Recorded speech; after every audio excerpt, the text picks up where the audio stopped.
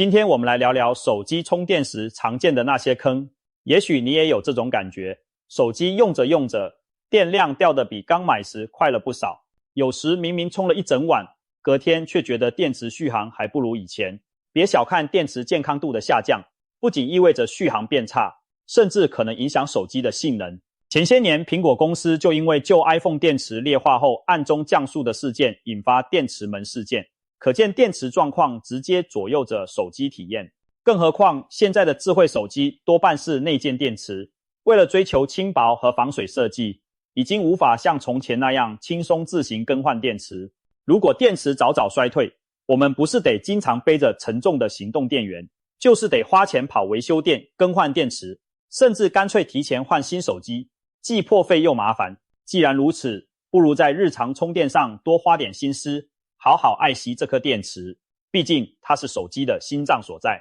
我修手机多年，见过太多被不当充电弄坏电池的案例。资深维修师傅良心提醒，不管什么手机，充电时千万别做以下6件事，否则电池健康度会飞速下降，手机离报废也就不远了。1. 整夜插着充电不拔。不少人喜欢睡前把手机插上电源充一夜，反正手机有充电保护，早上起来电量100%，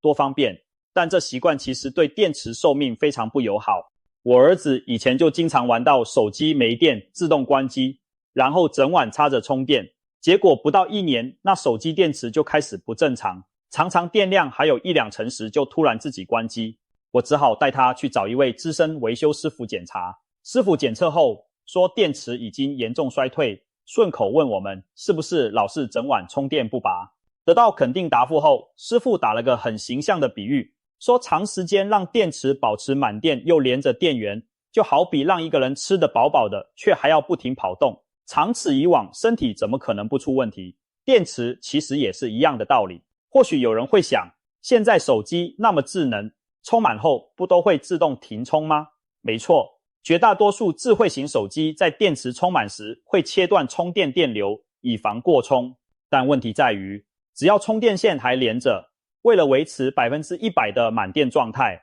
电池其实仍会间歇性的进行微充电。简单说，当电量掉到99%时，系统又会补充电力，使其回到100%。如此反复涓流充电，就相当于让电池不停进行细微的充放电循环。而锂电池最怕的就是频繁充放和长期处于高压满电状态，时间一长，这些细微损耗会不停累积，让电池容量加速缩水，健康度直线下降。其实，锂电池每一次充放电都会在负极表面形成一层固体电解质界面膜，循环次数越多，这层保护膜就越厚，会占据本来储存电荷的空间，使电池容量逐渐减少。而长时间处于高电压和高温状态，会加速这层膜的生成，导致电池老化更快。所以说，老让电池一直100%满格紧绷着，寿命缩短是有确实科学根据的。更严重的是，万一手机或充电器的保护电路失效，充满后还一直插着电源，可能出现过充过热的风险，带来安全隐患。因此，过去很多手机厂商其实并不鼓励用户长时间连接充电器，一些笔记型电脑甚至提供寿命模式，允许将电池充电上限设在 50% 或 60%， 就是为了避免长期满电伤害电池。同样地，如今不少智慧手机也加入了类似的充电优化功能，比如某些品牌的手机有最佳化电池充电选项，会在夜间先快充到 80% 左右暂停，等接近你平常起床的时间再充满最后的 20%。 苹果公司自2019年的 iOS 13系统开始，也引入了这种电池优化策略，就是专门为了减少电池整夜处于饱和状态的时间。如果手机有这类功能，不妨启用来保养电池。一旦养成良好习惯，其实日常充电不必每次都追求 100% 满格。我自己的经验是充到差不多80%到 90% 就可以拔掉，不让电池一直处在绷紧的满盒状态。即便一定要过夜充电，最好也设定个闹钟提醒，差不多满电时就及时拔掉。总之，不要贪图那一点点多出的电量，而让电池整夜苦撑，长远看得不偿失。别再让你的电池整夜苦撑了，该休息时就让它休息吧。2. 大热大冷还硬充电。电池的另一个天敌是极端温度。我有一次盛夏，把手机放在阳台窗边充电，阳光直射下，手机背面很快变得滚烫，简直可以煎蛋，吓得我赶紧拔掉电源冷却手机。还有去年冬天我回老家过年，在零下10几度的户外给手机充电，结果充了半天电量几乎没增加，手机倒是冻得反应迟钝。这些经验都让我切身体验到，锂离子电池最适宜的工作温度就是室温附近，太热太冷都会让它受罪。在过高温度下充电，电池内部的化学反应会变得异常剧烈，不但可能引起电池鼓胀变形，严重时还会有热失控，也就是电池起火爆炸的风险。另一方面，在0度以下给电池充电，锂离子活性大幅下降，盲目充电可能导致负极产生金属锂沉积，一旦回到正常温度，这些沉积物可能引发内部短路，轻则永久损害电池容量，重则造成电池故障。总的来说，高温会加速电池老化，低温则可能让充电无法正常进行，甚至损伤电池。因此，无论酷暑严寒，都尽量避免在极端温度环境下给手机充电，特别是夏天，千万别让正在充电的手机雪上加霜，处于密闭高温的环境里。有人为了边充电边追剧，喜欢把手机放在床上，甚至枕头底下充电，或者一边充电一边打游戏时，顺手把手机夹在被子里。这些做法其实都很危险。充电本身会产生热量，如果周围被厚厚的棉被枕头包围，散热不良，热量聚集起来，极端情况下可能引发电池过热起火。我就听过有新闻报道，有人睡觉时手机在枕头下充电，结果引燃了床垫，后果不堪设想。正确的做法是为手机充电时保持通风阴凉，不要放在太阳直射的窗边，不要靠近暖气炉、电暖气这类热源，更不要放在密闭不散热的地方。给手机连上电源后，最好脱掉厚重不透气的手机壳，将手机摆在桌面等散热良好的位置。如果发现充电时手机温度明显升高，应该适当采取降温措施，比如关闭耗能的背景应用，暂时将手机移到阴凉处，甚至拔掉电源让它休息一下。冬天如果气温太低，也不要逞强，先将手机放在口袋或室内暖一暖，再进行充电。其实现在很多手机本身也内建了温度传感器来保护电池，当电池过热时会自动减慢充电速度，甚至暂停充电，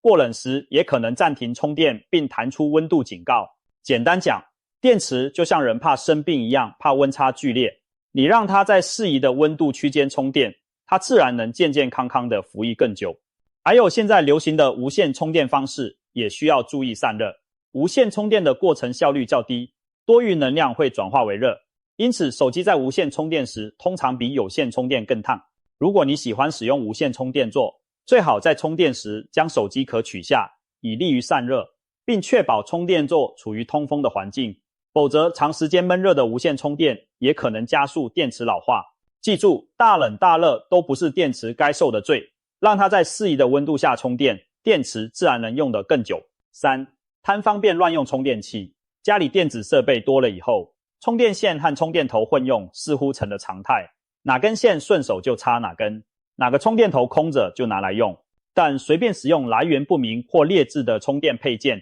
其实暗藏着伤害电池和事故隐患的风险。我女儿前阵子刷短视频时，把手机的原装充电线给扯坏了，为了省事，我就在楼下杂货店随便买了一根便宜的替代线给她用，结果才用了不到2个月，女儿的手机开始常常充不进电，有时明明插着电源，电量不升反降，甚至还出现过电量剩余 20% 左右时，手机突然关机的情况。我一开始以为是电池不行了，差点准备花钱换电池，后来冷静下来仔细检查，怀疑问题就出在那条便宜充电线和充电头上。换回原厂配件之后，她的手机果然恢复正常，再也没有无故掉电关机。其实不论是充电头还是充电线，它们的品质好坏对充电效果和电池寿命的影响都很大。很多便宜杂牌的充电器输出电压电流很不稳定，标称 10W 输出可能时高时低，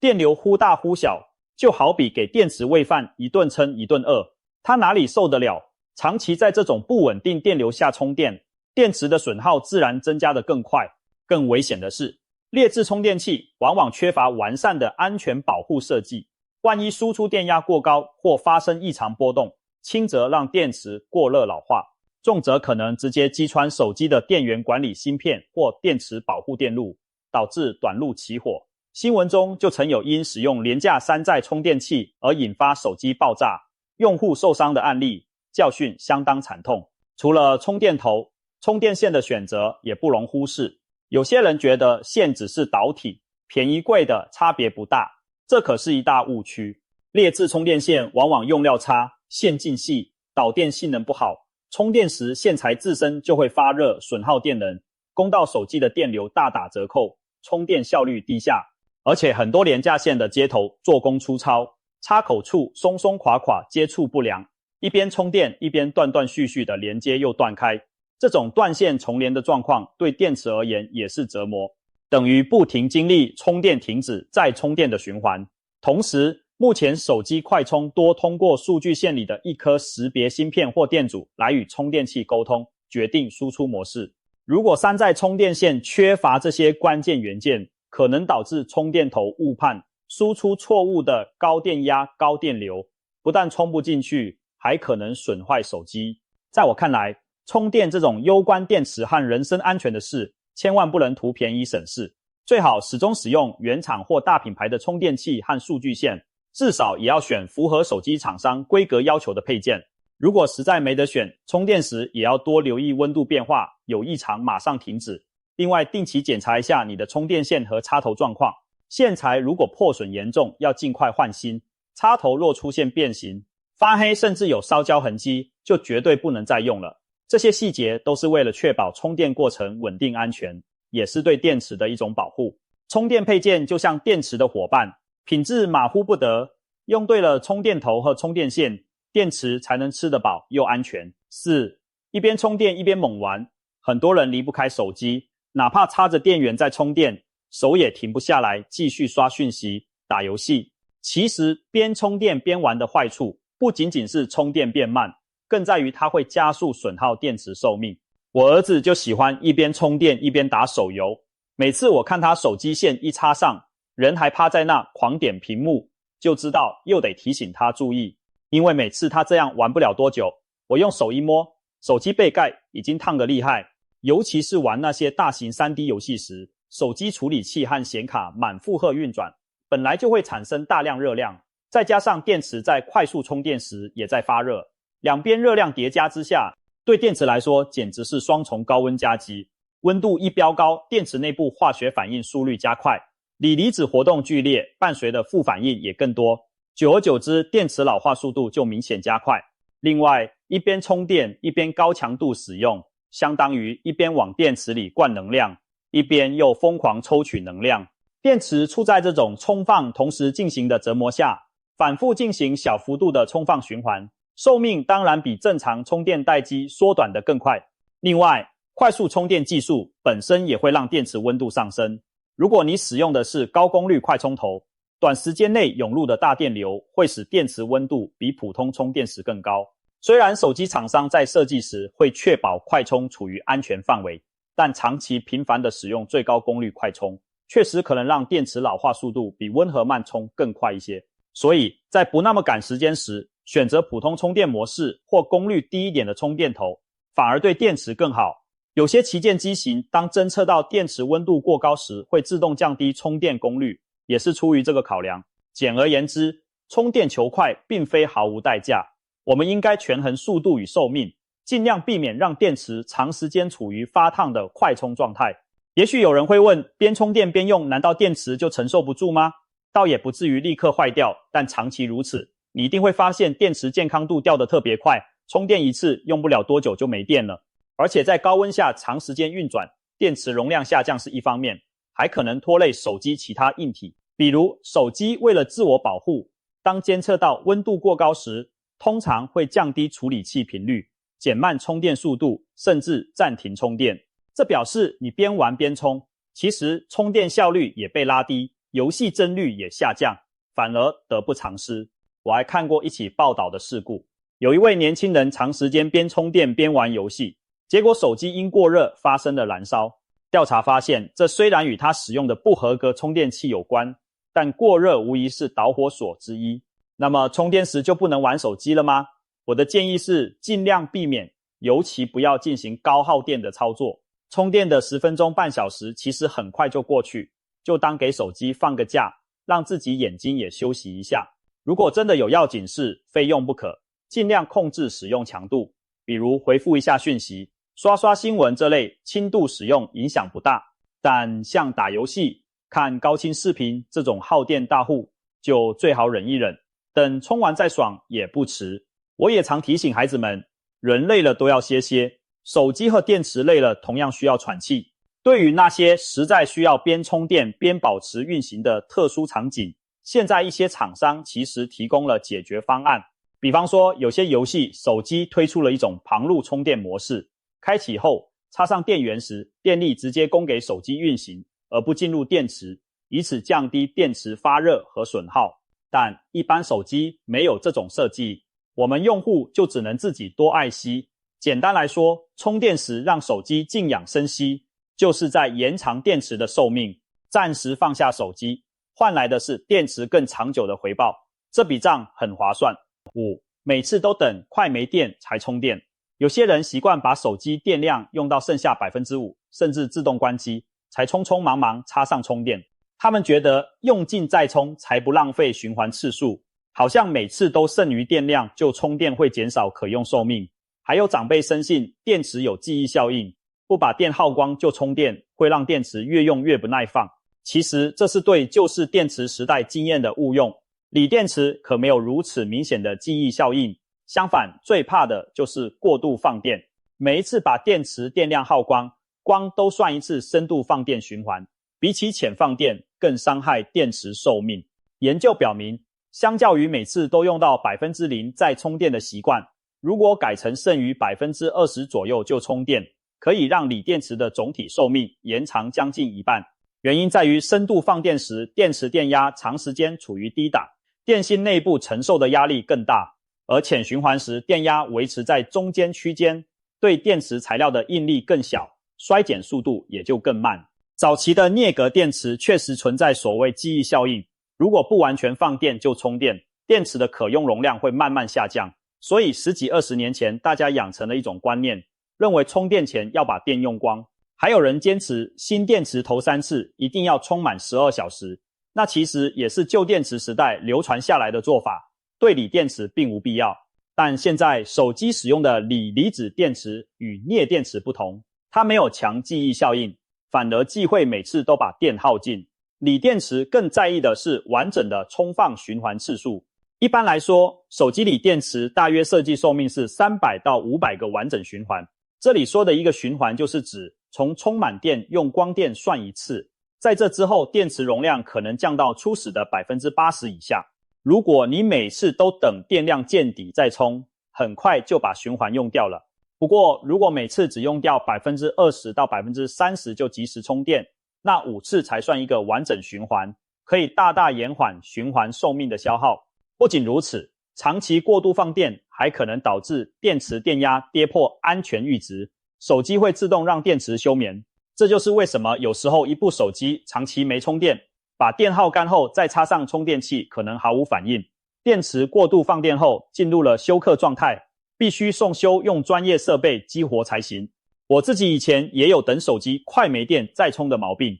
总觉得不把电榨干最后一滴就亏了。后来深入了解后才发现，这其实是在揠苗助长，电池寿命反而掉得更快。现在我通常剩下 20% 到 30% 电量时就找机会充电，不让它低于 10%， 更不会频繁用到自动关机才充。实践下来也确实感觉电池比以前耐用了。值得一提的是，偶尔一次用到关机再充满用于校准电量计未尝不可，但没必要经常这样做，更不建议抱着活化电池的心态去深度放电，那只会加速损耗。最后提醒一点，如果你的手机长时间不用，千万别把它闲置到电量耗干了再收起来。锂电池完全没电，闲置久了会饿死，再充电可能就充不进去，等于报废。我一位朋友就吃过这亏，他有部旧手机，退役后扔抽屉放了大半年，期间一次没充电，等再拿出来开机时，怎么充都启动不了，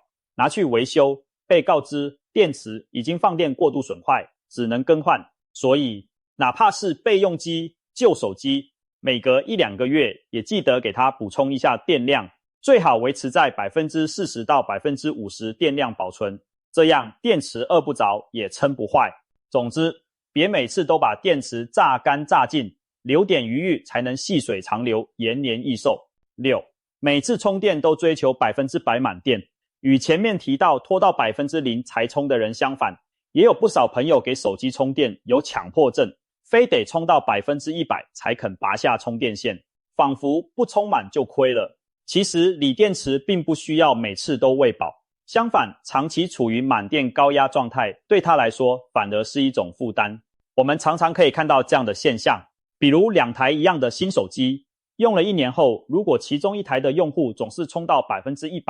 另一台的用户习惯只充到 80% 到 90% 就拔掉，那么前者的电池最大容量往往下降得更厉害。坊间有测试指出，经常充满的电池相较于维持在 80% 上下的电池，放电循环寿命会缩短许多。这也就是为什么很多电动汽车厂商建议车主日常充电只充到 80%， 毕竟锂电池在接近满电时所承受的电压压力远大于中等电量时，长期满电会加剧电池材料的磨损。简单理解，对锂电池而言， 0% 和 100% 都是一种极端状态，就像人过度饥饿或过度饱食对身体都不好一样。让电池经常处在 20% 到 80% 的中间电量区间，反而让它轻松养生，把寿命拉长。很多人不知道的是，如果将电池始终维持在约 50% 的电量，一天用几次就充一充，反而比每次充满再用光更养电池。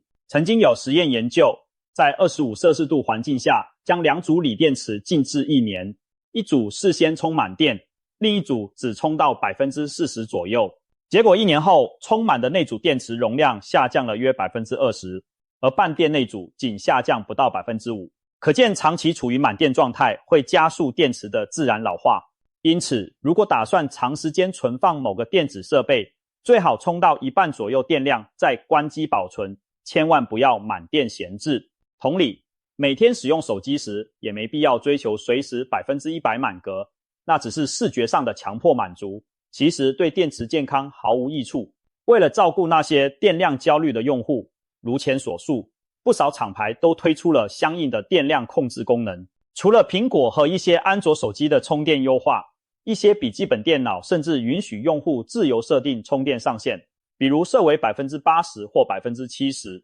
目的都是一样的，都是为了避免电池长时间处于 100% 满电状态。未来随着电池技术发展，我们或许会看到更耐高压、寿命更长的新型电池材料，比如固态电池、石墨烯电池等，它们据称都可能改善长期充满电压带来的寿命问题。但在现阶段，主流电子产品用的还是锂离子电池，天性上就是怕高压高温，因此我们只能通过养成正确的使用习惯来尽量减缓电池的衰老。追求每次充电都 100% 满格并非明智之举，其实日常只充到8-9成就足够用，反而能换来更长的寿命。说了这么多，总结起来其实就2点：控制温度和控制电量区间。前者是避免让电池过热或过冷，后者则是避免让电池长期处在过满或过空的状态。做到这2点，再加上使用品质可靠的充电配件，你的手机电池健康度一定会比大多数人更耐用。不知不觉中，你可能会发现本来1年多就明显衰退的电池，现在用了2-3年依然保持在高水准，手机续航依旧给力。顺带一提，目前不少智慧手机，例如 iPhone， 都提供电池健康度查询功能。如果发现自己用了不到1年，电池最大容量就降到 90% 以下，多半是充电习惯出了问题。相反，用了2年还维持在 95% 上下，那就说明你的使用方式非常养电池。大家不妨打开手机设定看一看，自己的电池健康度处在什么水平。当然，再好的保养也无法让锂电池永生，电池本来就是消耗品，时间久了自然会慢慢老化，这是不可逆转的化学命运。但只要我们避免了上述6大充电误区，养成良好的充电习惯，就能最大程度减缓电池容量下滑的速度，少了电池掉电过快的烦恼，你就能更长时间安心的使用手机，不用频繁更换电池，甚至提早换新机，既省钱又环保。延长电池寿命其实也是在减少电子垃圾的产生，一颗电池多用1年，就少制造一块报废电池的污染。当越来越多的人养成科学用电的习惯，全球每年淘汰的手机电池数量就会减少，这对环境无疑是件好事。最后提醒一句，如果发现手机电池已经鼓胀变形，出现漏液或者充电时严重发热等危险迹象，一定要及时停止使用并送修更换电池，千万不要冒险继续充电使用。